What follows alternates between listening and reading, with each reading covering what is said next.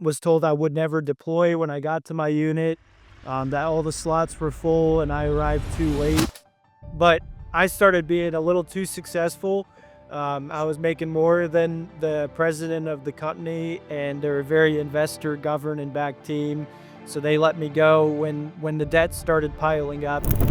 No, I don't think so. I mean, I've had bullets crack by my head before, and the first time that happened, I remember me and my buddy Mangino laughing like hysterically.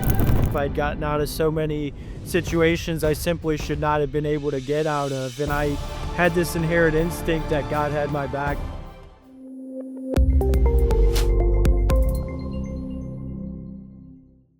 Hi, and welcome to Veterans Corner. I'm George Hinestrosa, an Air Force and Army retired veteran of 25 years and a business owner for 8 years. Here on the show, we explore how military experience transforms into business success. Each episode features veterans who've built thriving businesses, sharing strategies that turn military training into entrepreneurial advantage. The mission is to inspire and equip transitioning service members with practical knowledge and real-world insights from veterans who've built their businesses in many different industries. And today's guest is Sam Kensinger. Welcome to Veterans Corner, Sam. Thanks for having me. Hey, it's a pleasure. From the drop zones of Fort Bragg to the boardrooms of America, what happens when a paratrooper trades his jump boots for executive loafers? Our guest today has lived a life that reads like a modern American success story, but with more twists than a Hollywood thriller. Picture this. One day you're conducting tactical operations in Kabul, providing executive protection for high-level clients in one of the world's most dangerous places. Fast forward a few years and you're sitting in the CEO chair of your own company, while simultaneously serving as a strategic advisor to cutting-edge AI startups and veteran-focused foundations. Our guest has worn more professional hats than most people change jobs in a lifetime. He's been a paratrooper, a protective security specialist, a field engineer for Demolitions company, and has climbed the ranks from director roles to VP positions across industries as diverse as fintech, government contracting, and digital strategy. But here's what makes his story fascinating. In an era where we're told to find your niche, he's done the opposite. He's become a master of reinvention, jumping between sectors with the same precision he once used jumping out of aircraft. From military operations to corporate boardrooms, from startup advisory roles to running his own roofing and contracting business. Today, as CEO of Red Patch Roofing and Contracting and a board member of the Association of the United States Army, he represents a new breed of entrepreneur, one who brings military precision to civilian innovation. Again, Sam, welcome to the show. And, you're an extraordinary individual. But before we get into some of this life journey that you've had, let's just maybe share a little bit with the audience about what prompted you to join the service. I mean, what was it that boiled up in you? What was it that compelled you to join the service in the first place? Yeah, and thank you for that introduction. It's very kind of you. Really appreciate the generous words. Yeah, I was one of those kids. I think, you go around the military and you ask people, why did you join? A lot of them say college, free college, or to get out of my neighborhood, or I knew from the womb, that's what I was supposed to do. I was going to join the military and I was going to pursue a combat arms MOS. So I just uniquely, inherently knew that was my first step into adult life. So I joined when I was 17. My mom had to sign my permission slip, and yeah, it was it was something I just always knew I wanted to do it.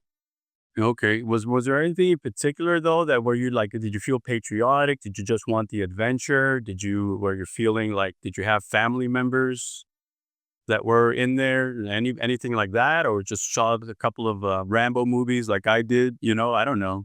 Yeah, maybe it was just good marketing that Mm. subconsciously incubated in my mind. But no, just for as long as I can remember. I mean, I had a stepdad growing up. He was in the army, but only for a brief stint, and it didn't have a ton of influence Right. growing up. It was just, Yeah, I can't even put it into words. It's almost like I was compelled, by God to do this thing, and I just knew from a really young age that's what I needed to do.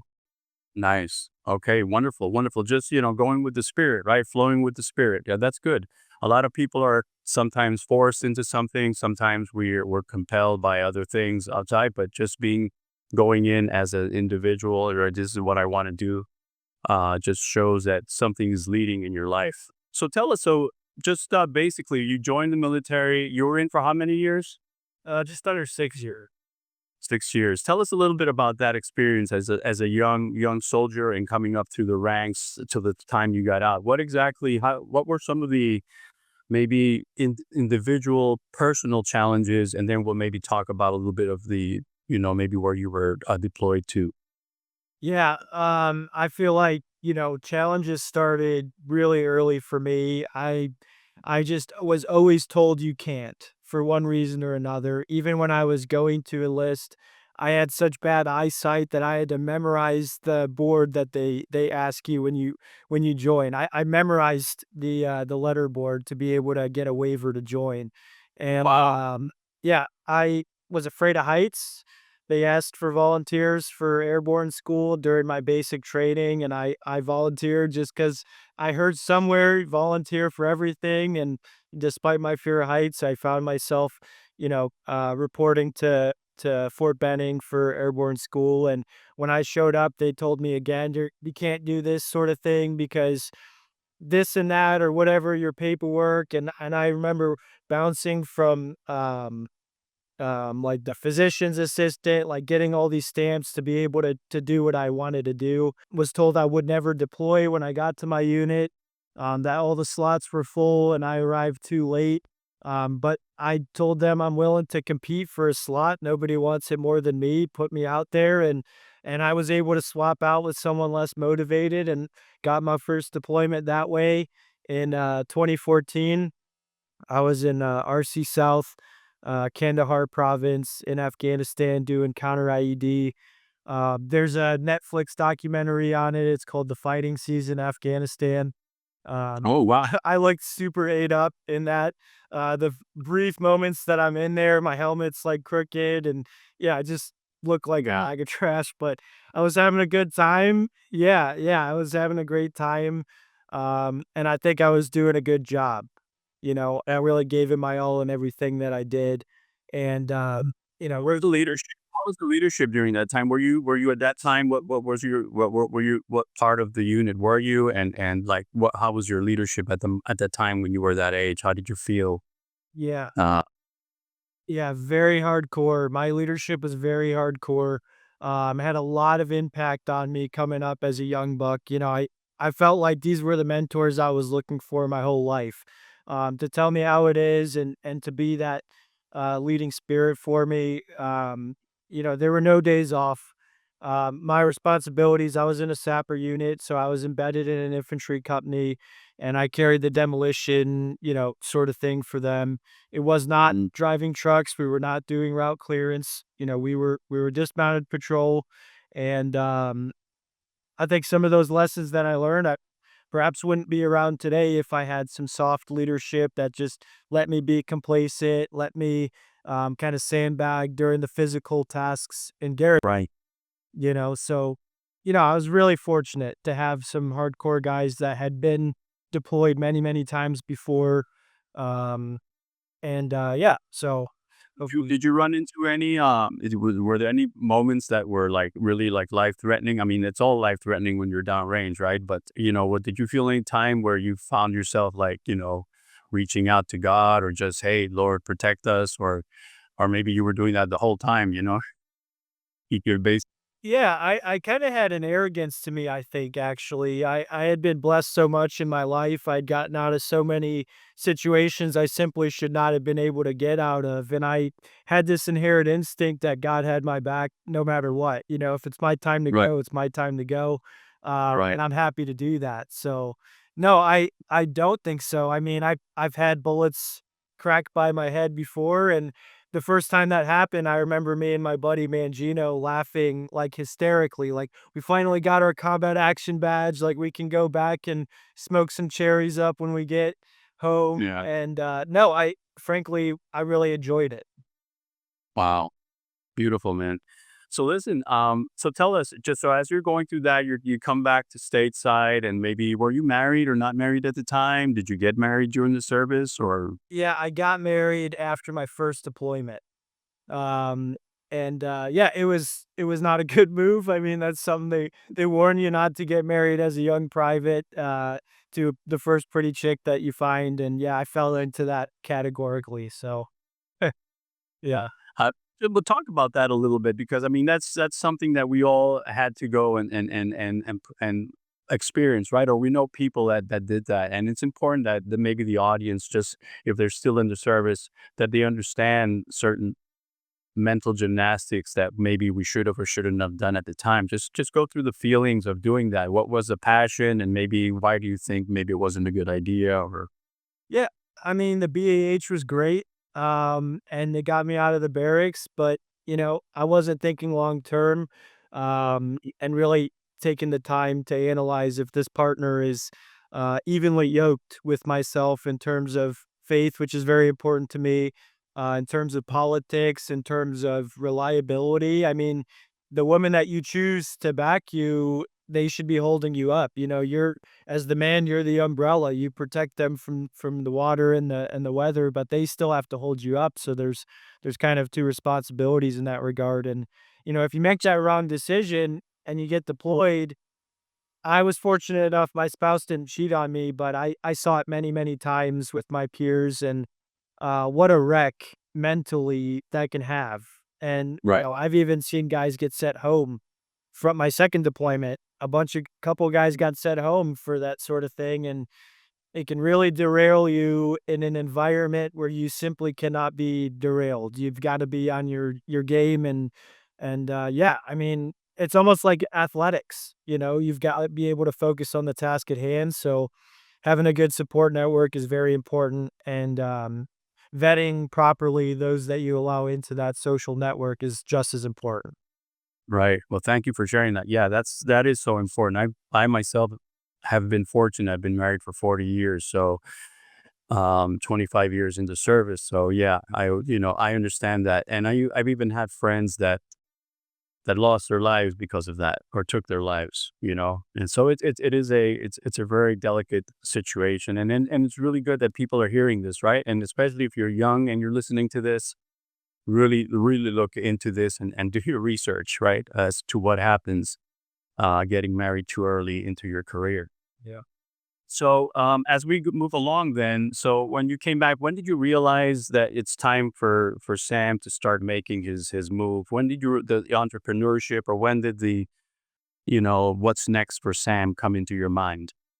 Yeah. So I got out of the army because I started having kids, and I wanted to be a little bit more present. So I thought, I tried the civilian stuff. You intimated, I was a field engineer at a company called Brandenburg because I figured I'm doing demolitions in the army. I'll do that in the civilian world.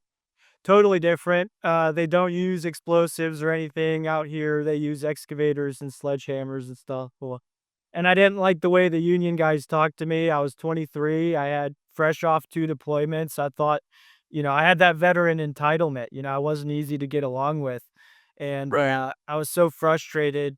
I'll never forget. I quit. I walked off because, long story short, uh, Yeah. I was in charge of like lodging, like finding hotels for us. That was a part of my job. I managed logistics basically, and one of the housekeepers had made the bed, and a guy had brought a blankie with him, or some special, a union guy, like a guy that what works hard, and he's cutting with a torch and steel beams. He's screaming at me about his blanket gone missing, and I just had enough. I was like, I'm going back to Afghanistan. Back then they were called Blackwater, now they're called Triple Canopy.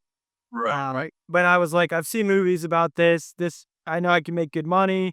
I'll just go back to Afghanistan." And, another situation, everybody told me I couldn't do it. I wasn't a special forces guy, but I had a lot of deployment time, so they let me try out. Right.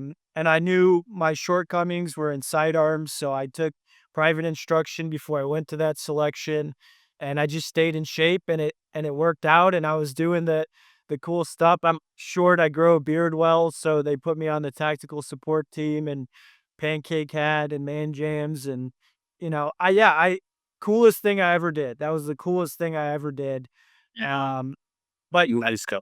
yeah, at that time I was still married, so, needed to find something, can't do this forever even though I was frustrated. Those 6 or year deployments, how are you doing those? 6 months on, 6 months off? It was, yeah, it was actually 5 months.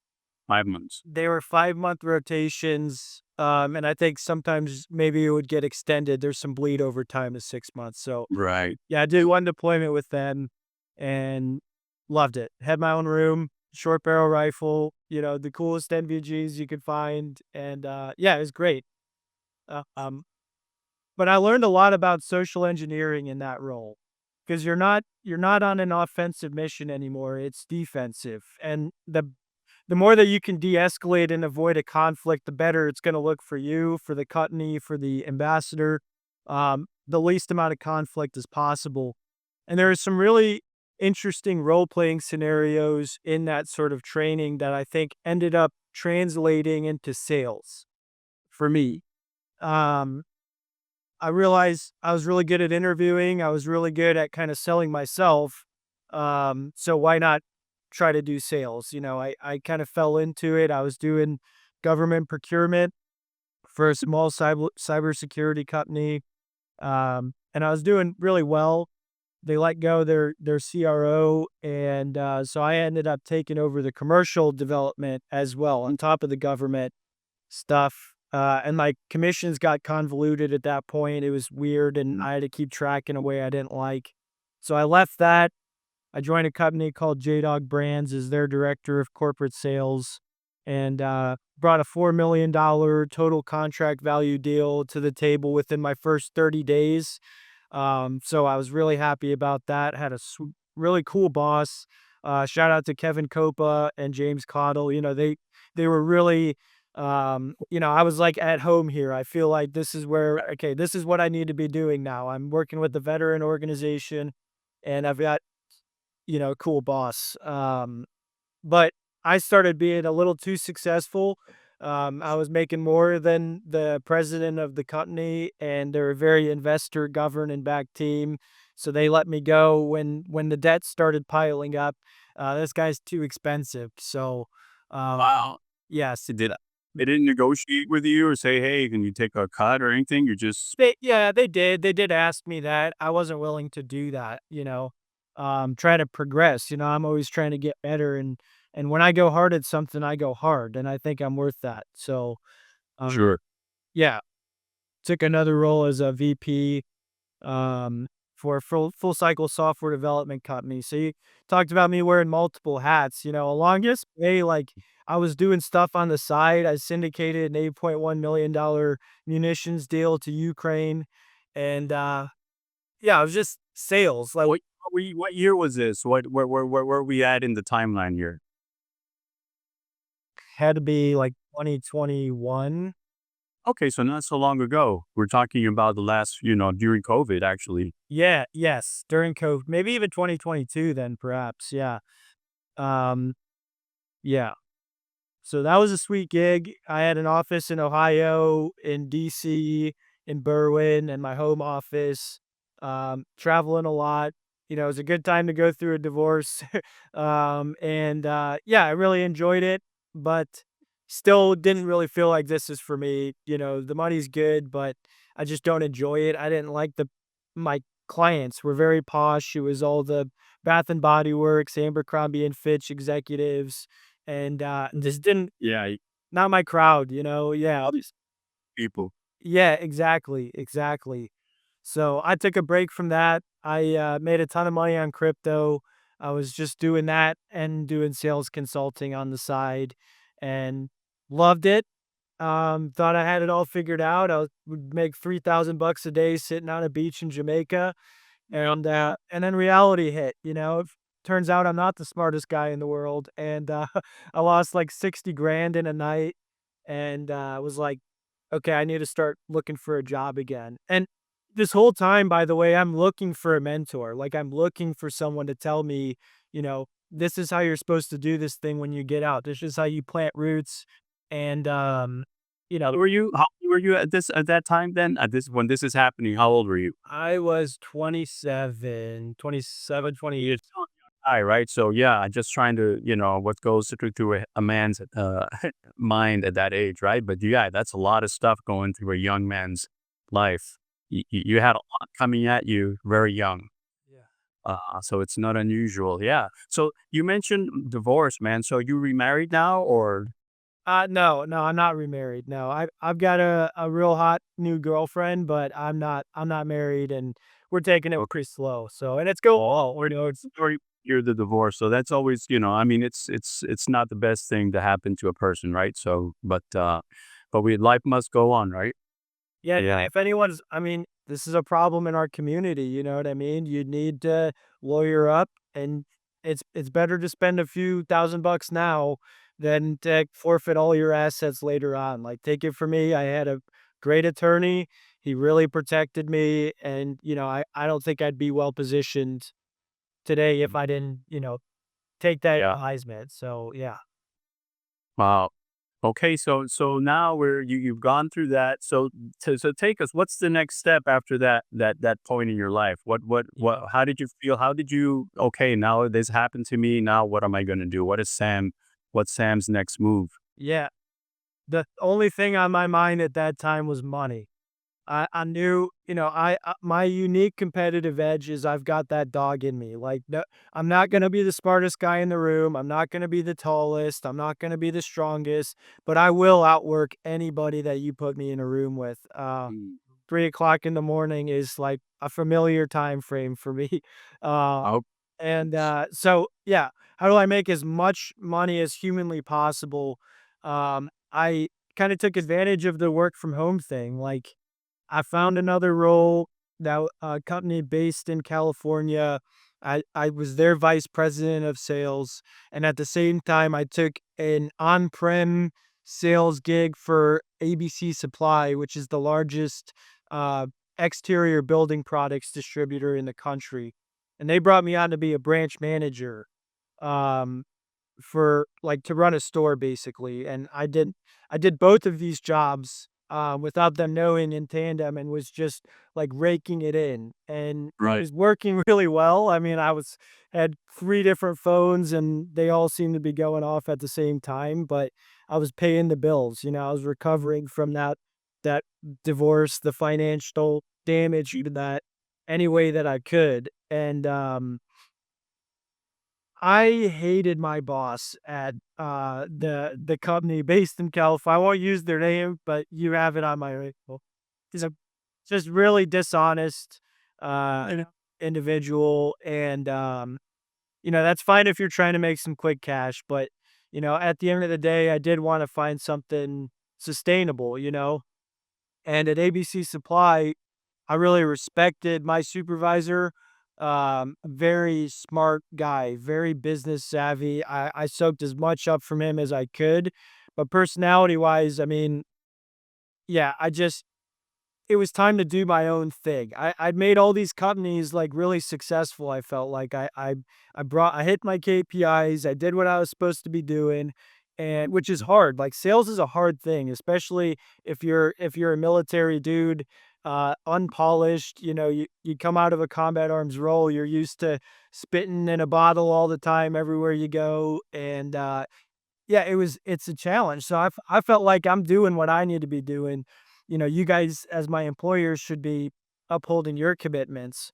Uh, Right. but I just didn't feel like I could trust anyone. I couldn't, and I always felt like I could do it better if I just got my boss out of the way. Everywhere I went, if I could just get my boss out of the way, I could really make some money drop. Yeah, so it was time to make the jump. So I did part ways with both of those companies in June of this year. We had our hard launch in June of this year. Red Patch Roofing is my company, and we did 100K in our first summer. And we just closed, which I thought that was something to toot about because you started Sure. at zero, no book of business, no website, no marketing, no mon I mean, I had 5 grand in the bank to get it started. Right. Um, to turn that into 100K in just a couple months, I thought was great. But we just closed on a singular deal worth half that. So, I'm really optimistic, in going into fall here for this business. Beautiful. Yeah, so and the roofing industry, and I have 3 clients that are in the roofing industry, and it's very competitive, right? It's very competitive, and sometimes it's just not the local competition. There are regional companies that like to advertise, right? 2 or 3 states at a time. So I know it's very competitive. Um, so so tell us, Sam. So here's now what the question that's coming to mind here is, what is the secret in your mind to thriving in chaos? And how do you decide when it? Well, how did you decide when it was time to jump to the next mission? I mean, what was that little indicator? Was it just not getting along with the person, or just what fed up, or just it's just not you're just not feeling it? You feel like you could do more. What is that secret for Sam? Because it's different for everyone, right? But there's a trigger that we all have. Yeah. No, it's a good question. The truth is, and, if you're hearing me talk, you might be in a comfortable place. You might have been working there for a long time now. You might feel like you built some rapport with your peers and your supervisors. I'm in the camp you can't trust anyone. If it's not your business, you should always be thinking about the next step. You should always be methodically planning. If this happens, then where do I go? What do I do? If I get shot at, where do I hide behind? You know what I mean? That's Right. something they teach you really early on. You really need to hone that skill. Mhm. Nobody's gonna look out for you out here. You've got to do it for yourself. And Right. having those plans, staying proactive. Just because you've got a job doesn't mean you shouldn't be going to networking events. It doesn't mean you shouldn't have a social media presence. Anything less than that is complacent. And if no one's told you that before, let me be the first. You have to be proactive. It's not enough just to have a job anymore. You're just as expendable as everyone else. And really, there's no battle buddies, right? Out here, or you don't know who your battle buddy is out here, so you have to really keep your antennas up. Yeah. What was the challenge in starting that company? So, because now starting a business, right? So, starting a business is not an easy thing. It's easy going into a job where it's prepared for you. Talk a little bit about maybe the entrepreneurship. You know, what in hindsight, now that you started your business, what in hindsight would you say to someone that's maybe thinking about getting out and starting their own business or getting into a franchise? What's your maybe your 1 or 2 or 3 points that you might say, "Keep this in mind," or "Make sure you do this"? Yeah. Yeah. Sales process is crucial. I mean, that's when you have your coffee in the morning and you sit down and you're rubbing your temples and you're just like, what am I gonna do? Sales Mhm. process is what it is. I mean, you have to figure out how you find a customer. First, what are you gonna sell? Who's gonna buy it? But at its most granular level, your ideal customer profile by demographic. How much do they make a year? Where are they located geographically? Is it business to business stuff or is it business to consumer stuff? Me being business to consumer, like that was a first for me. That was something I had to figure out. And Oh, yeah? I thought to myself, if I put a ton of yard signs out, I do the direct mail thing. Um, Something will, I'll squeeze hard enough, juice will come out eventually, and it did. Um, Right. but yeah, there's a lot of challenges along the way. Like you talked about competition. I see these guys, Bachman's Roofing, I will throw that out there, tearing my yard signs out. And they're the big guys around here. Yeah, it's just staying on it every day. Defining that sales process is really important. And then what's your flagship? Like where do people learn about you? Usually it's the website. Right. I used Wix. It was cost me 300, $500. I did it all myself. If I can figure it out, anyone can figure it out. Make a good website and Google presence. SEO is very important. And then once you have that and you've got some leads coming in, how do you really make the most out of each individual opportunity that you've got? For us, it's the drone videos. Like I take one opportunity and I can evangelize it, to LinkedIn, to Instagram, to we're not doing YouTube because I don't it's just not my thing, but I do all the drone stuff myself. Right. So the more of that you can take on in the beginning, and stay out of debt. A lot of people are going to try to talk you into taking on 0%, whatever. You need capital to start a business. No, you don't. You really don't. I listened to so many podcasts when I was in the military and getting out of the military. And, how do these guys get into real estate? How do these guys start their own business? What's copywriting? Like, I tried all that stuff. I tried that multi-level marketing stuff. I mean, you name it. I did all of it. And the truth is, you really don't need a ton of money. But you do need to work at it and have a good plan and be open to mentorship and learning. And I'm still looking for that mentor. So, like I said, yeah, it's possible, but you got to work at it.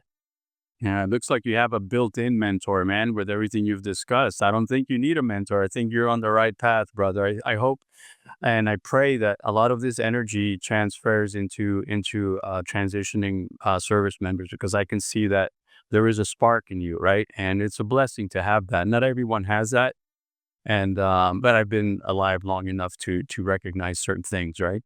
Yeah. If I could just interject on that, George. That Yeah, staying motivated is important too. When you have to be your own mentor, when you have to be your own scorekeeper, uh, I usually have my screen blurred, so I forget about it, but I have right here, I have, like a picture, like well, you see it, but I write the accomplishments on there that I'm most proud of, I write on there. And I won't get into the nitty-gritty of each one that I have on there, but, um Yeah, go ahead, share. well, it's some of them are actually a really long story. Like, I helped evacuate a family out of Afghanistan during the withdrawal, so that's on there. A couple of my big deals, like the first time I was making 285K a year, that was a big accomplishment for me. That was a KPI for me. I ran a lot on there. And just some challenges overall. Like, I love now when people tell me the 2 words that I've heard my whole life, "You You can't can't," and I tell them 2 words in return, "Watch me."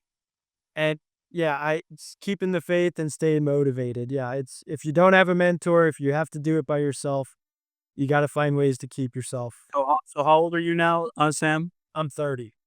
30, okay, yeah, so but that goes for anybody, any age, right? You could be young, you could be older, it doesn't matter, right? It's keeping that focus, and the focus should be acute, right? It shouldn't be, like, widespread. It's easy for us to get distracted with social media. It's easy for us to get distracted with so much technology nowadays, and it's kind of it becomes its own drug, right, for some people.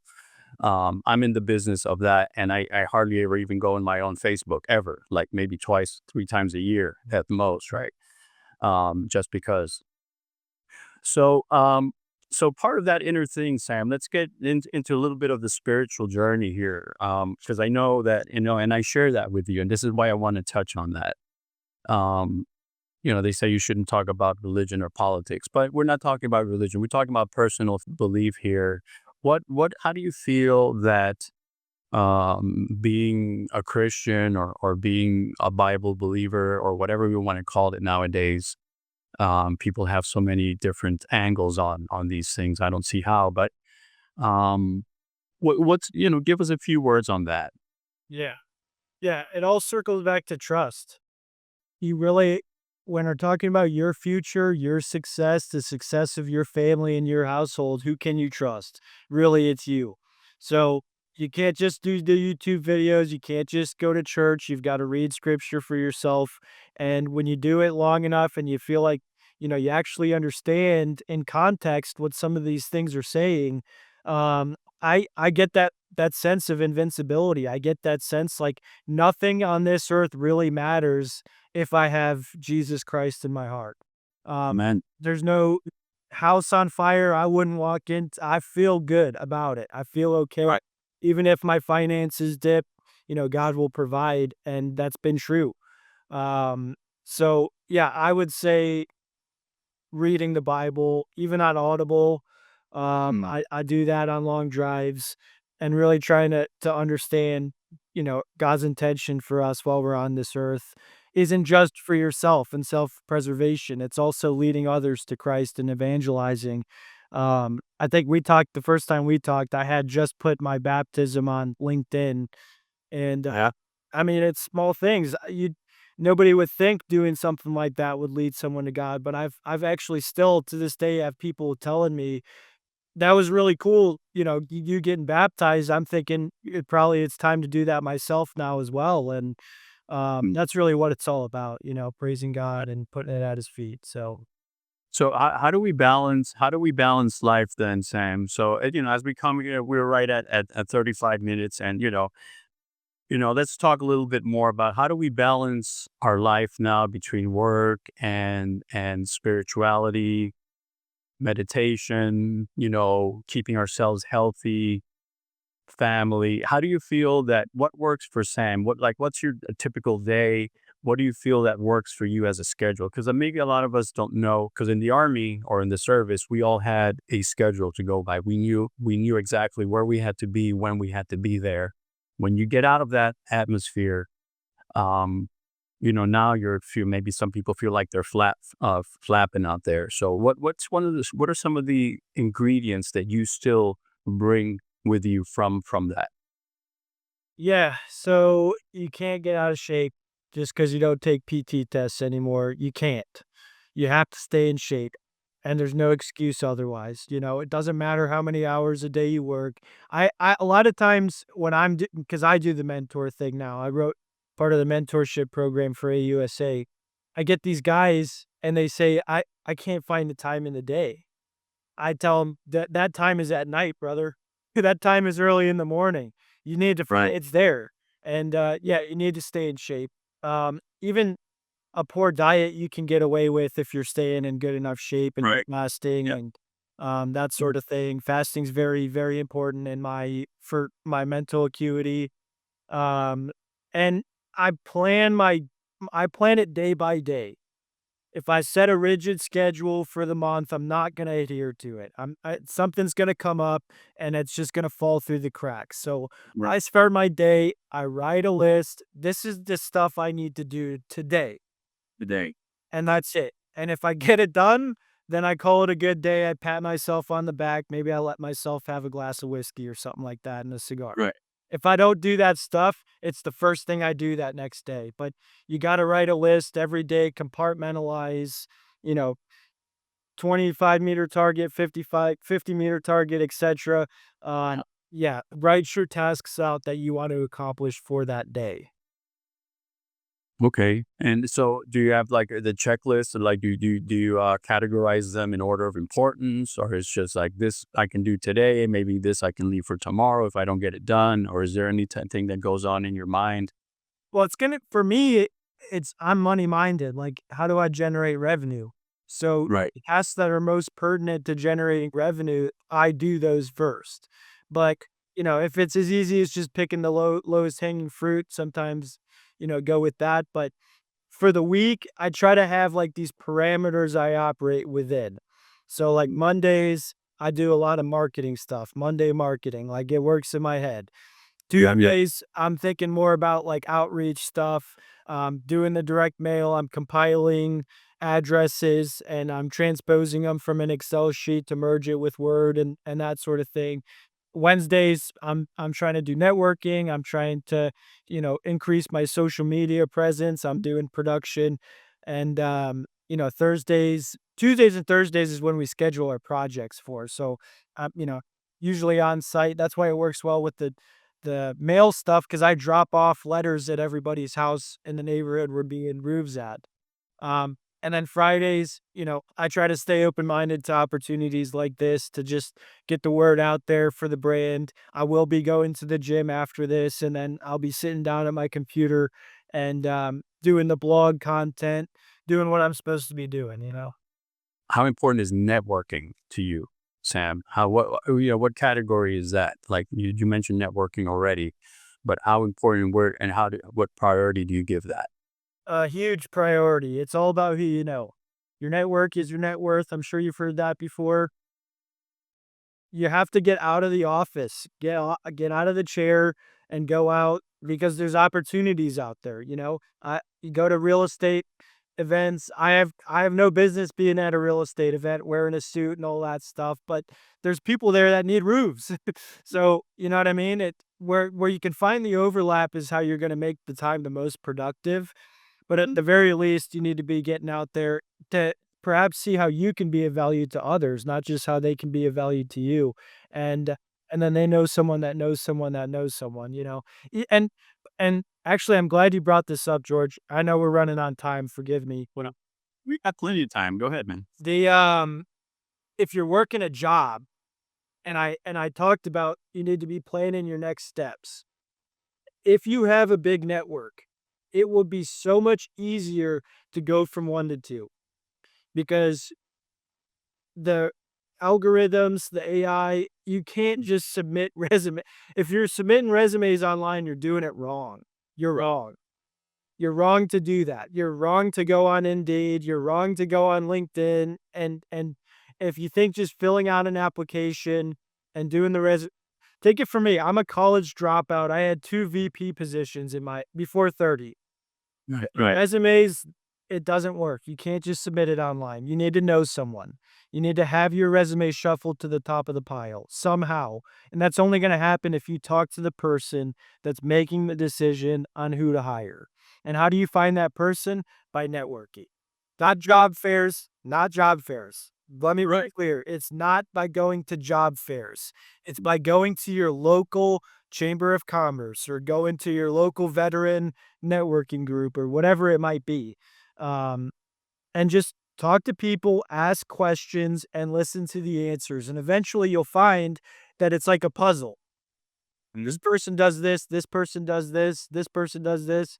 Oh, I actually know 2 people that could benefit from a relationship with one another. I should introduce them, and I should put a little more than 5 minutes into my email introduction so it comes off sincere. And you add all these extra layers, and eventually, it does work out. Right. So Beautiful, man. Beautiful. Thank you, Sam. I appreciate it. And that's very, there's nothing to add to that. Thank you for sharing that. One of the last questions here, Sam, if you were in a room full of transitioning veterans, service members, and you had, 2 minutes to say something to the whole room, what would that be now in hindsight, now with all of the experience that you have? What would that be? What would Sam say to a room full of, officers and enlisted people that are getting out? What would you share with them? the first thing that I would say is get your benefits. Look into the VA disability. If you have a disability, you should not be shy about receiving compensation for it. You're not taking money from me. You're not taking money from George. You're taking money from a slush fund of taxpayer dollars that you've been contributing to your entire life already.